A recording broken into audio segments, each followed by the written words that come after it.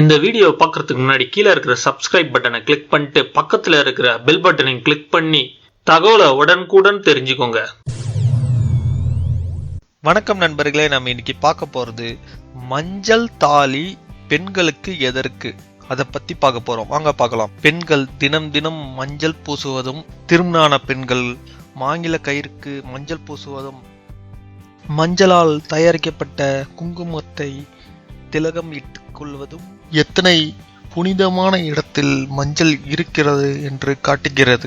மஞ்சள் தாலி கயிறு அணிந்து குளிக்கும் போது தினமும் தாலியில் மஞ்சள் பூசுகின்றனர். மஞ்சள் என்பது மிக சிறந்த கிருமி நாசினியாகும். போதெல்லாம் மணமான பெண் 3 மாதத்தில் கருவை சுமக்க தயாராகிறார்கள். அப்போது பல நோய் தொற்றுகள் உள்ளாகும் அபாயம் உள்ளது.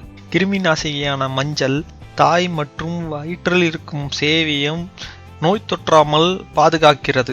10-15 வருடங்களுக்கு முன்பு மஞ்சள் கயிறு தாலி கோர்த்து போட்டு இருந்தனர். இப்போதெல்லாம் நம் தமிழகத்தில் இத்தனை சுகப்பிரசவம் நடந்தது என்றும் தங்கச் செயினால் தாலியணியும் இப்போது எத்தனை பேர் சுகப்பிரசவம் அடைகிறார்கள் என்று கணக்கெடுத்து பார்த்தாவே நமக்கு தெரியும்.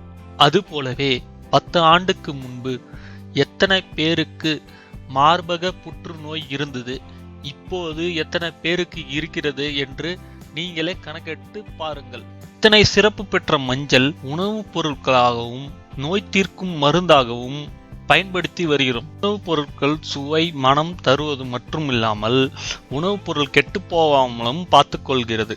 மஞ்சளை மருந்தாகவும் ஒவ்வொரு வீட்டிலும் நடைமுறைப்படுத்தினார்கள் நம்ம முன்னோர்கள்.